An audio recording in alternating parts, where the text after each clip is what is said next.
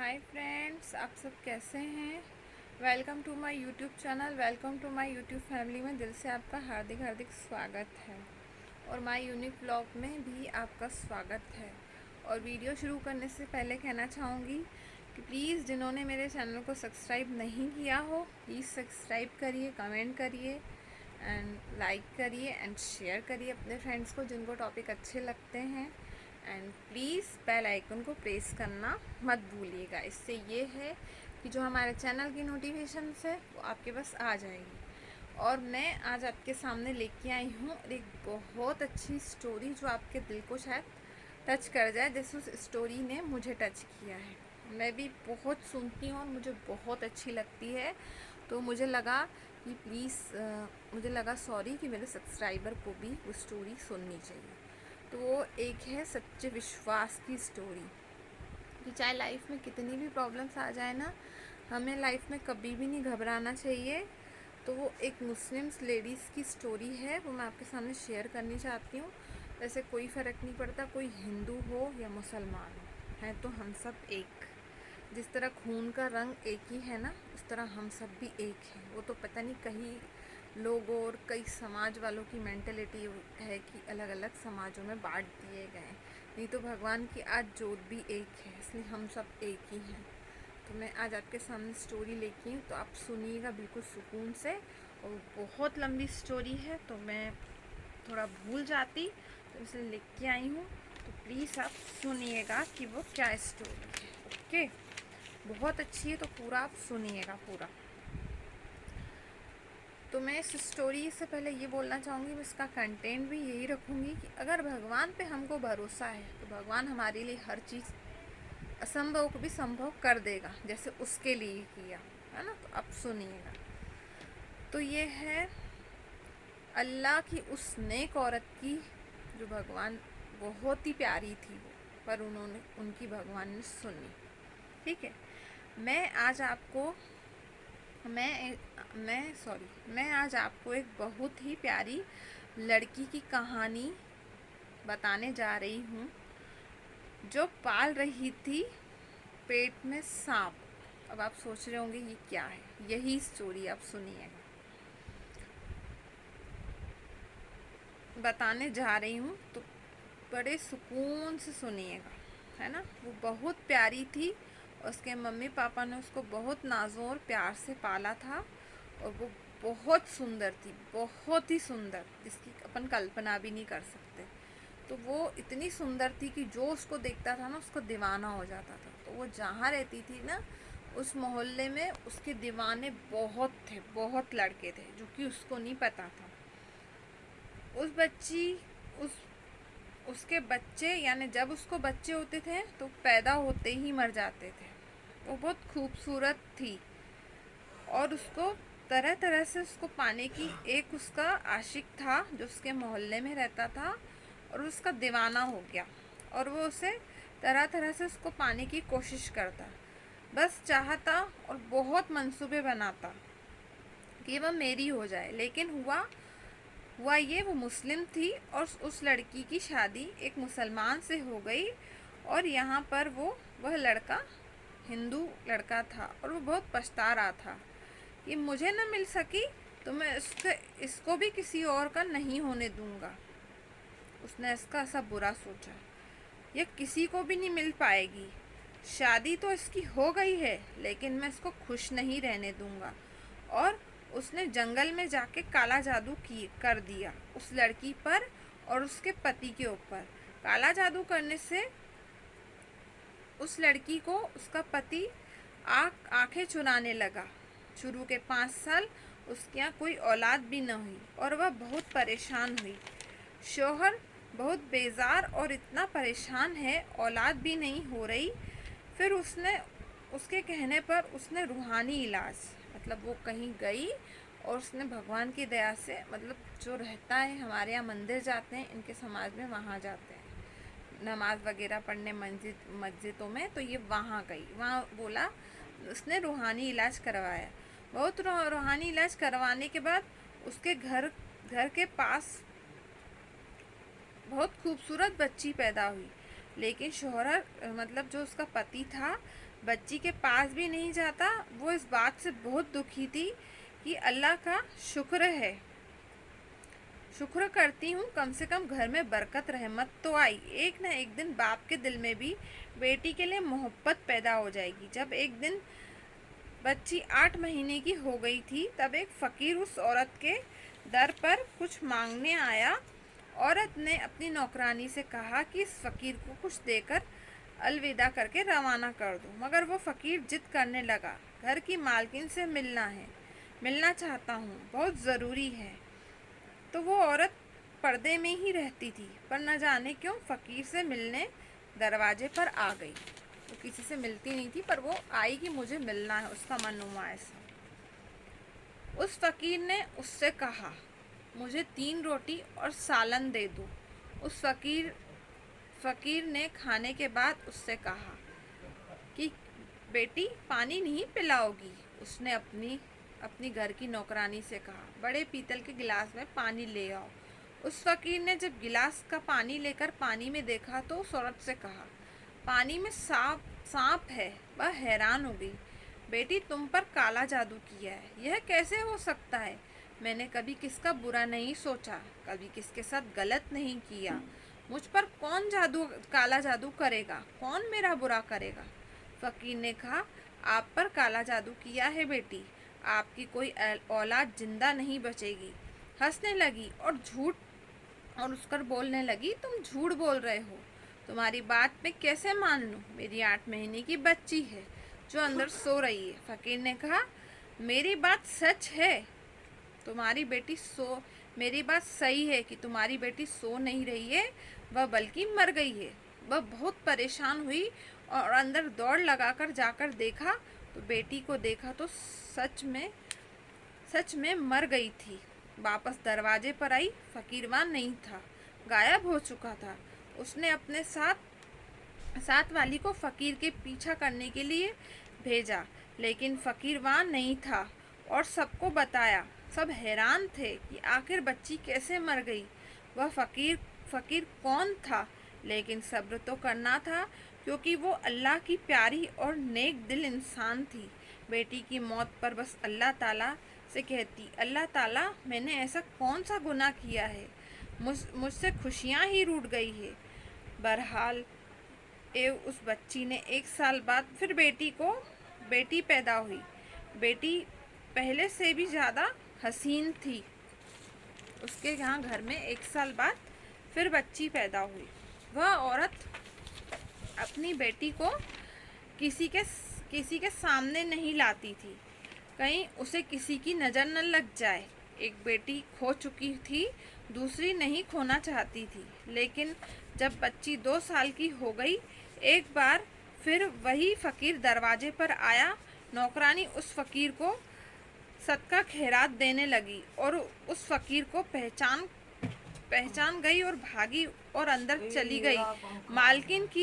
मालकिन को बताया कि वह फ़कीर आया है जिसने आपकी बेटी को मौत की खबर सुनाई थी। अच्छा, वो औरत डर गई, एक बार फिर मेरी बच्ची भी न मर जाए। भागकर बच्ची को देखा तो आराम से वह सो रही थी। उसने सुकून की सांस ली और नौकरानी से कहा, उस फ़कीर को खाना देकर रुखसत कर दो। ऐसे में किया गया, उसको खाना दिया गया।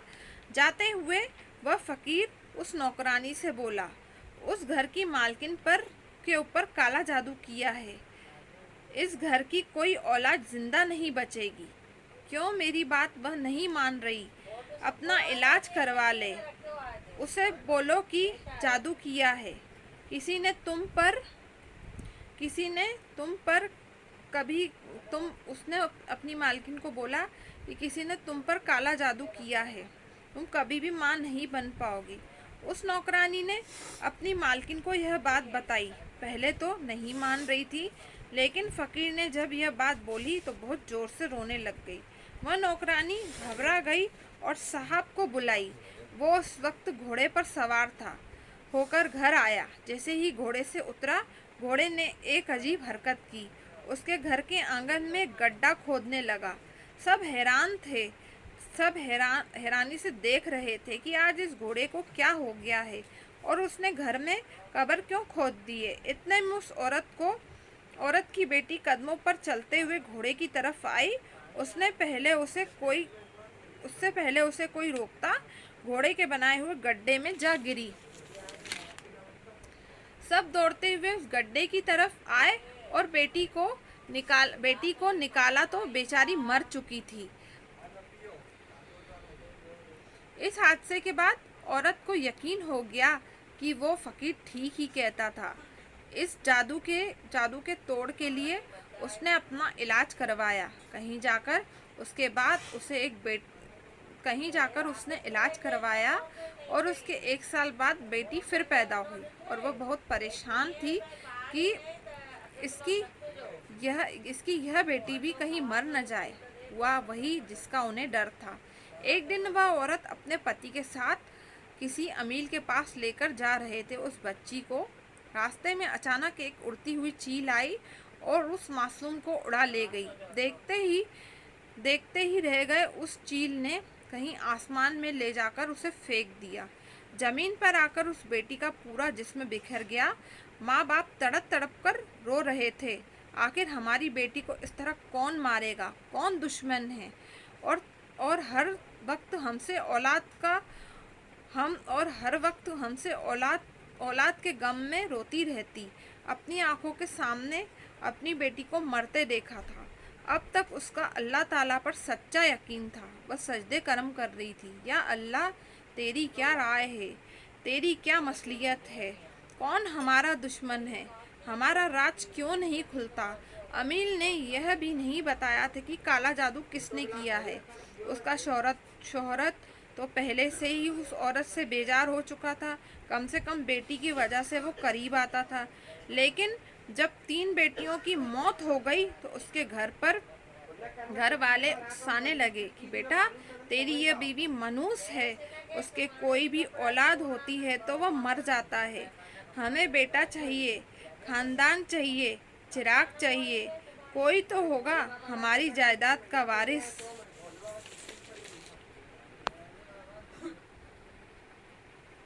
इसकी कोख से जन्म लिया तो वो मर जाएगा। शादी कर ले। उसको लोग उकसा रहे थे और उसका शोहर भी दूसरी शादी करने के लिए सोच रहा था। एक दिन उसी फकीर ने उसके घर में रोटी मांगने आया। कोई है जो इस फकीर को रोटी खाना खिलाए। नौकरानी ने देखा, दरवाज़ा खोला तो वो फकीर सामने मौजूद था। उस औरत को पता चला तो वो दौड़ी उस फकीर के पास आई और रोते हुए आई और उस फकीर को बोल रही थी, अब तू किसे लेने आया है। जब भी आता है मेरी औलाद ले जाता है। अब तो मेरे पास तुझे देने को कुछ भी नहीं है। मेरी कोख खाली है। क्या मेरे मुकद्दर में औलाद नहीं। वह औरत रोती जा रही थी और कहती जा रही थी। और उस फकीर ने कहा, मुझ पर यकीन करती है तो मुझे घर के अंदर आने दे। मुझे खास तुम्हारे काम के लिए भेजा है। औरत ने यकीन कर लिया और उस फकीर को अंदर बुला लिया। फकीर पूरे घर में चक्कर काटने के बाद घर के कोने में बैठ गया और एक जगह पर बैठ गया। पानी मांगा नौकरानी से। वह एक बर्तन में पानी भरकर ले आई। फकीर फकीर का फकीर काफ़ी देर तक वसीफ़ा पढ़ता रहा, तसल्ली करता रहा, जिक्र इलाही पढ़ता रहा।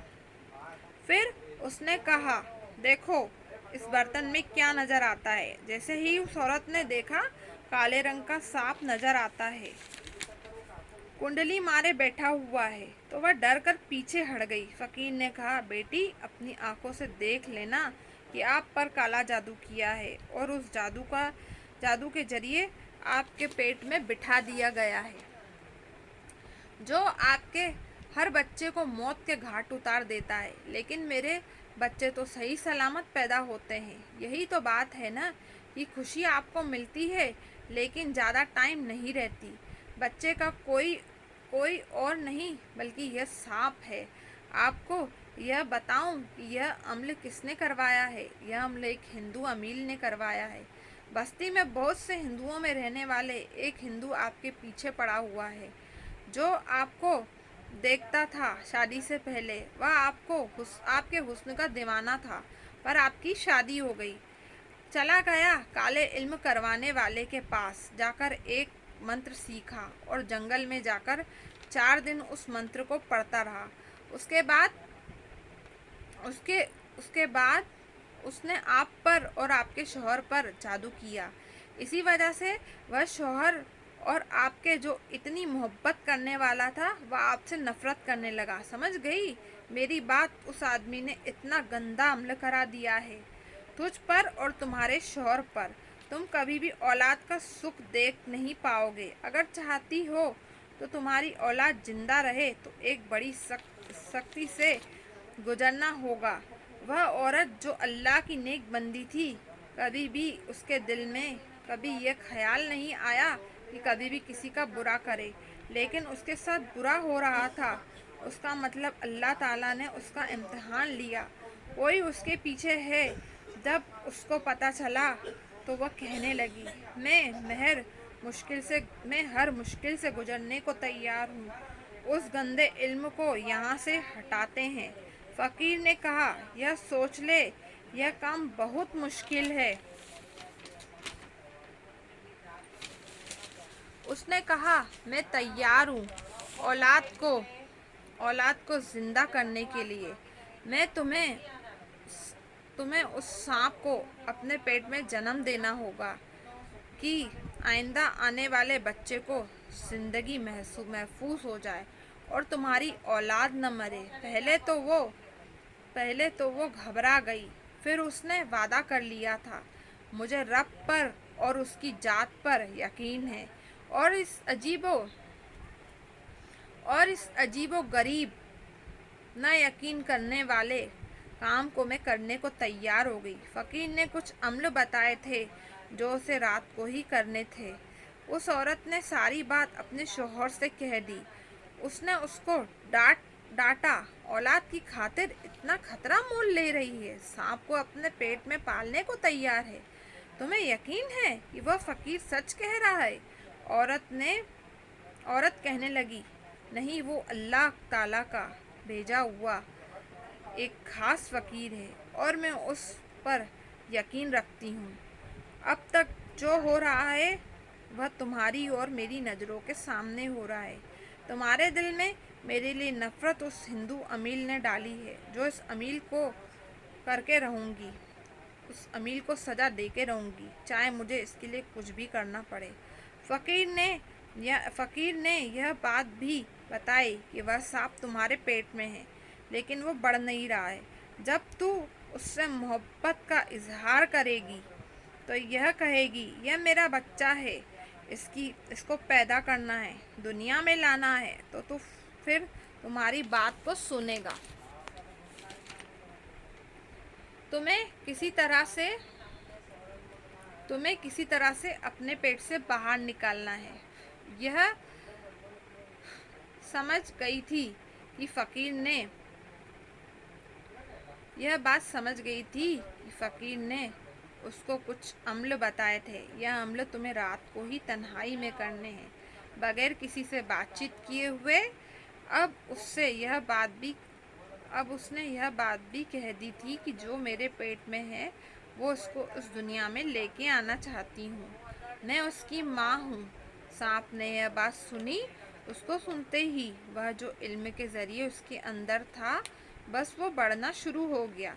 वहाँ पर उसने एक दाई से भी बात कर ली थी। मेरे पेट से कोई इंसानी बच्चा नहीं, एक सांप आएगा, तुम्हें डरना नहीं है। दाई ने उसकी बात मान ली और एक वक्त आया कि उसने सांप को जन्म दिया।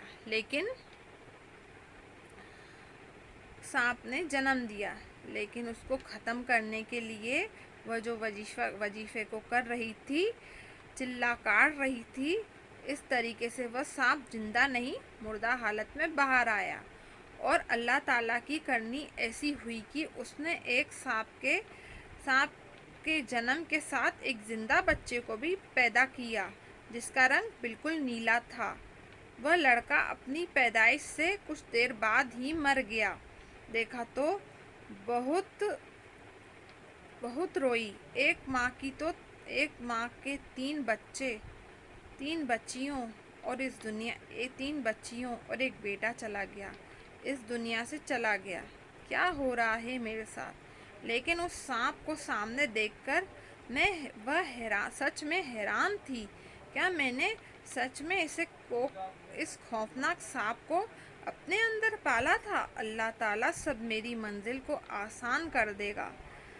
उसने उसके ठीक 1 साल बाद अल्लाह ताला ने एक स्वस्थ बच्चे को जन्म दिया। अल्लाह ताला की दया से उसने एक लड़के को स्वस्थ बच्चे को जन्म दिया। वह बच्चा सेहतमंद से नवाब दिया। वह लड़का बिल्कुल ठीक था और उसके बाद अल्लाह ताला ने उसको 2 बेटे और अदा किए।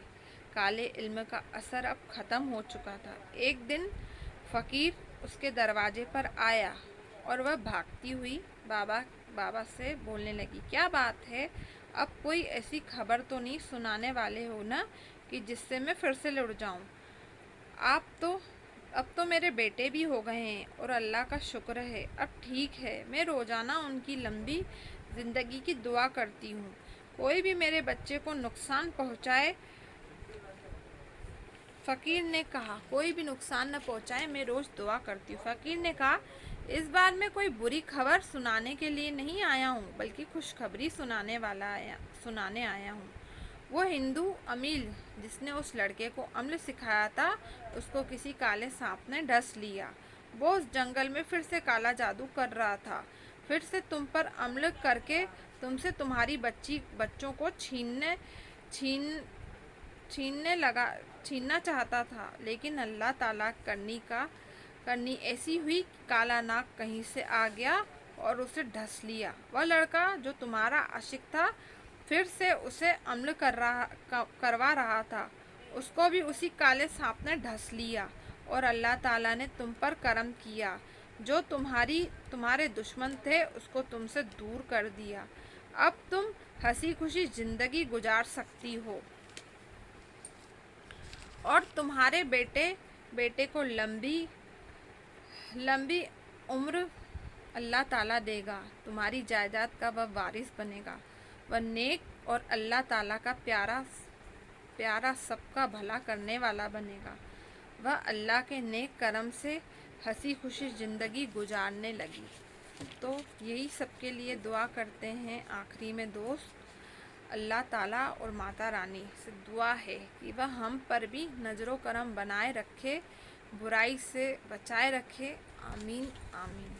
तो आप सबसे भी मैं इस स्टोरी से यही कहना चाहूँगी कि इस स्टोरी का भी मोटिवेशन यही है कि लाख कोई बुरा चाह ले, लाख कोई कितना भी हम सोच ले, या लाख हम पे आज भी ऐसी चीज़ें होती है जादू कर ले, कई लोग नहीं मानते, पर जितनी अच्छाई है उतनी इस दुनिया में बुराई भी है। तो कोई आपका कितना भी बुरा चाह ले, अंत में सच्चे विश्वास की ही जीत होती है और अंत में सच्चा विश्वास ही जीतता है। जैसे उस अल्लाह की प्यारी बंदी का हुआ, ऐसे ही हम सब भी अल्लाह के प्यारे और उस माता रानी के प्यारे हैं। तो हमें हमारे अंदर वैसी सच्ची श्रद्धा और सच्चा विश्वास होना चाहिए, तो भगवान हमारे लिए हर मुश्किल को आसान कर देगा।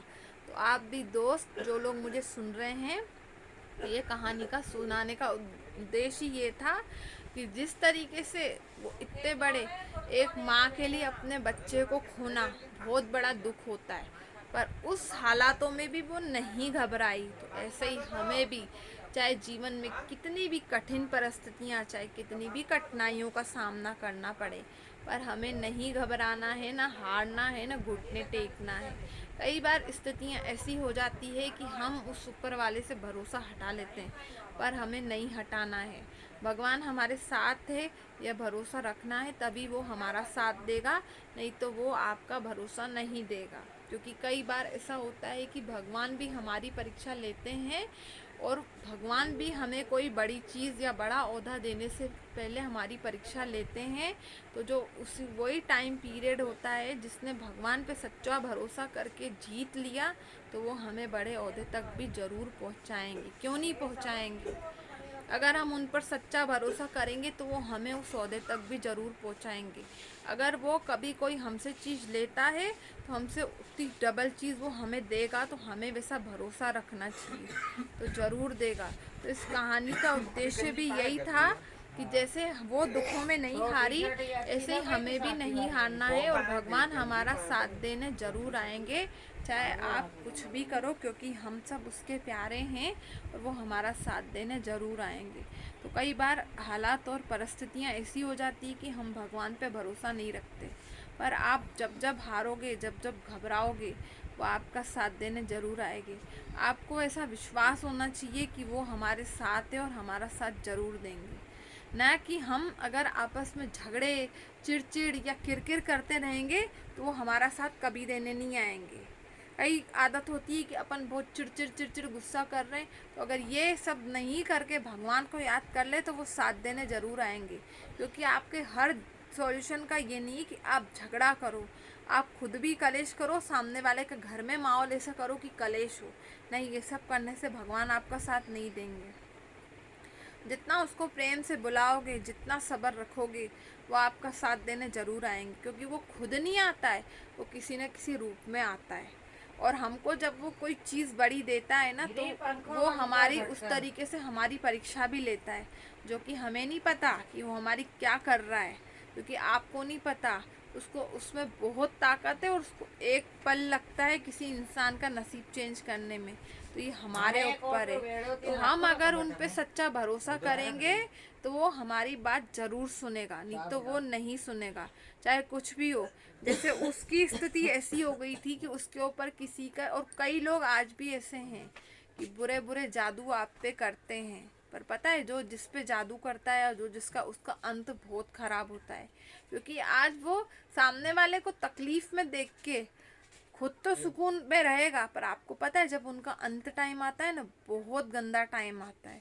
तो आज भी जो दूसरों को तकलीफ दे के ये सोचते हैं ना कि हम खुश रह लेंगे या हम सुकून रह लेंगे, तो ये गलत फहमी मत पालना। अगर किसी को दर्द दिया है तो खुद को भी दर्द मिलेगा। आज हर किसी को अपनी खूबसूरती का घमंड होता है, किसी को पैसे का घमंड होता है। तो ये चीज़ ध्यान रखना कि ऊपर जाओगे ना, ना ये खूबसूरती लेके जाओगे, ना ये पैसा लेके जाओगे, सब यहीं पे छोड़ के जाओगे। इंसान एक अपना शरीर तो नहीं लेके जा सकता, तो क्या किसी का बुरा करके तुम्हें सुकून मिल सकता है? तो ये अपने आप से कभी भी सवाल करना कि आज मैं उसका बुरा कर लूंगा तो मैं खुद सुखी रहूंगा, नहीं रहेगा सुखी। हम पूरे दिन में भगवान को 10 मिनट दे सकते हैं। जरूरी नहीं है कि रोज मंदिर, ये जरूरी है कि हाँ आप रोज मंदिर में जाओ, नियम बनाओ, पर एक जो भी आपको मंत्र आता हो, वो एक मुसलमान हो वो अगर अल्लाह को याद करता हो, या एक हिंदू हो माता रानी को, 2 पल 10 मिनट जो भी जिसको मंत्र आते हो वहाँ बैठ के हम उसका नाम ले सकते हैं ना। कई लोगों की आदत रहती काम काम काम काम, तो ये ध्यान रखना कि अंत टाइम में ये हमें काम नहीं काम आएगा, हमें अंत टाइम में उसका नाम लिया हुआ काम आएगा। क्योंकि नाम में इतनी शक्ति है कि वो जब हम इस दुनिया से चले जाएंगे ना, तो भी उसी का ही सच्चे दिल से नाम लेंगे ना, तो वही काम आएगा। तो हम 10 मिनट उस भगवान को याद कर सकते हैं, भगवान पे सच्चा भरोसा कर सकते हैं, तो आपका साथ देने ज़रूर आएगा। तो उस पर सच्चा भरोसा रखिए, वो आपका साथ देने ज़रूर आएगा। जिस तरह उसने भरोसा किया ना, इतनी कठिन परिस्थितियों के बाद भी वो अपने लक्ष्य से नहीं हटी, भगवान को याद करती रही, तो वो दिल की बहुत अच्छी थी। तो ऐसे हर इंसान दिल का अच्छा है, उसमें कोई ना कोई अच्छाई छुपी है।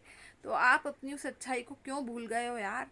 इतना कुछ भी हो, संसार में लाख बुराइयां होती हो, तो आप उस बुराइयों पे ध्यान नहीं दे के आप अच्छाई पे ध्यान दो। आप भी अच्छे हो दिल के, हर इंसान में अगर बुराई है तो अच्छाई भी है। आपको पता है हर इंसान के अंदर 2 मन होते हैं, एक अच्छा तो एक बुरा। वो हमारे हाथ में कि हम किसकी सुन रहे हैं, अच्छे की सुन रहे हैं क्योंकि बुरे की। आप कभी भी देखना कि खुद कभी भी कुछ गलत करने जाओगे ना, तो आपको एक मन बहुत उकसाएगा कि करना है करना है, और एक आपको रोकेगा। तो जो आपको रोके ना, उसको समझ लेना कि वो आपको भगवान रोक रहे हैं। तो भगवान हमें खुद नहीं देने आते हैं संदेशा, या तो वो मन के थ्रू देंगे या कई लोगों के थ्रू देंगे। ये हमारा काम है कि हम उस चीज़ को बुरे में ले रहे हैं कि अच्छे में ले रहे हैं। और दूसरा, भगवान पे सच्चा भरोसा करेंगे तो वो हमारा साथ देने किसी न किसी रूप में ज़रूर आएगा। तो आप जब प्रॉब्लम में हो, भगवान को दिल से याद करो, तो वो आपका साथ देने ज़रूर आएंगे। 100 ताले तोड़ के भी, जैसे पहले वाले टॉपिक पे भी मैं बोल चुकी हूँ, 100 अंधेरों में से भी निकल के वो रोशनी दिखाने ज़रूर आएगा कि मैं हूँ तुम्हारे साथ, मैं कहीं नहीं गया हूँ। तो बिल्कुल आप भगवान पे सच्चा भरोसा रखिए। जो स्टूडेंट हैं वो सोचते हैं कि हम पढ़ाई कर रहे हैं, उसका इतना रैंक बन गया तो मेरा नहीं बन, तो क्यों नहीं बना यार, होगा। मेहनत करो। कई लोगों के तो ऐसे मार्क्स भी नहीं आते हैं जो तुम लोगों के आते हैं। फिर तुम शुक्र तो करो और मेहनत करो, तुम्हें फल ज़रूर मिलेगा। कई लोग बोलते हैं मैं आज इस जॉब कर रहा हूँ तो मुझे कोई सक्सेस नहीं मिल रही। तो ठीक है, अभी जहाँ बैठे हो, जो कर रहे हो, भगवान का शुक्र करो। क्या पता वो तुम्हें बहुत अच्छी उस पर पहुँचा दे। अच्छा, आप एक बात बताओ, कोई गरीब ही है, वो किसी, जो ये मजदूर है ना, मजदूर तो हमको बंगला बना के देता है, मजदूर हमें घर बना के देता है। फिर उसकी इच्छा भी होती होगी ना कि यार कभी मैं भी ऐसे घर में रहूँगा, तो भगवान उसकी भी सुनता है। तो कई ऐसे गरीब हैं, बड़े बंगले की तरफ सोचते हैं कि काश मेरा भी ऐसा घर होगा, तो उसको देख के भी तो वो खुश होते हैं ना। तो भगवान क्यों नहीं देगा हमें खुशी, हमारे नसीब में लिखी है तो ज़रूर मिलेगी। पर वो जिस तरह अपने मन को बहला सकता है ना एक गरीब, तो हम भी बहला सकते हैं, क्योंकि हमारे पास भगवान की दया से सब है। एक छत दी है ना, सोने के लिए एक गद्दा दिया है। तो कई ऐसे गरीब है जिनके पास ये भी नहीं है। तो हमें भगवान के उठते बैठते शुक्राने करने चाहिए और भगवान पे सच्चा भरोसा रखिए, वो आपकी ज़रूर सुनेगा।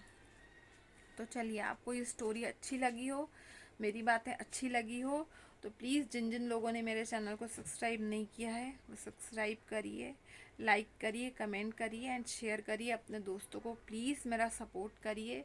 जिन जिन लोग जो मुझे सुनते हैं, कहीं भी बैठे हो, मुझे पता है मुझे बहुत लोग सुनते हैं, तो उनसे रिक्वेस्ट है कि प्लीज़ मुझे बहुत आगे जाना है, आप लोगों से बहुत अच्छी अच्छी बातें करनी है और बहुत कुछ आपको इस चैनल के थ्रू मुझे बताना है जो मेरे दिल में है। तो प्लीज़ मेरा साथ दीजिए, सपोर्ट करिए, मुझे बहुत आगे जाना है। तो प्लीज़ इस बार मुझे आप लोग हारने मत देना। तो प्लीज़ मुझे सब्सक्राइब करिए, लाइक करिए, कमेंट करिए। जो है आपके सामने सही चीज़ पूरी लाती रहूँगी, ना झूठ में कभी भरोसा किया था ना करूँगी।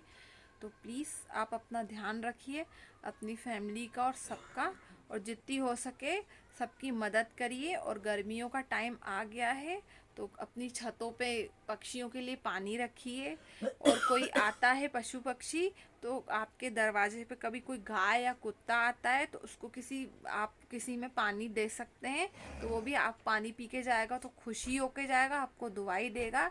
जब भी कोई आपके दरवाजे पे कोई जानवर या कोई आता है तो प्लीज़ एक रोटी हम उसको खिला सकते हैं। तो प्लीज़ एक नियम बांध लीजिए, गाय को एक रोटी देनी है, कुत्ते को एक रोटी देनी है, कौवों को थोड़ा सा, पक्षियों को अनाज डालना है, चिड़ियाओं को देना है, तो खाएंगे। तो अगर आप ये कर्म करेंगे तो देखिए आप कहाँ से कहाँ पहुँच जाएंगे। भगवान इतना अच्छा कर देगा कि कभी सोचा भी नहीं। तो आप कुछ अच्छा करना चालू करो तो देखो भगवान आपको कहाँ से कहाँ पहुँचाएगा। तो प्लीज़ मुझे मेरी बातें अच्छी लगती हो और जिन जिन लोगों से, तो उनसे रिक्वेस्ट है, हाथ जोड़ के मुझे लाइक करिए, सब्सक्राइब करिए एंड कमेंट करिए। Okay, bye bye, take care, जय माता दी, जय महाकाल। और प्लीज़ वीडियो पूरा नहीं तो आधा तो देखा ही करिएगा यार, मेरा वॉच टाइम कैसे कंप्लीट होगा। बाय बाय, टेक केयर, जय माता दी, जय महाकाल, जय बाबा साहब, लव यू। अपना अपना ध्यान रखिए, अपनी और अपनी फैमिली का, और प्लीज़ मेरा सपोर्ट करिए। Okay, bye bye, take care, जय माता दी, जय महाकाल, जय बाबा साहब। और भगवान पे भरोसा रखिए जैसे उसने भरोसा रखा था, सच्चा। आज से अपने आप से वादा करना कि मुझे भी सच्चा भरोसा करना है।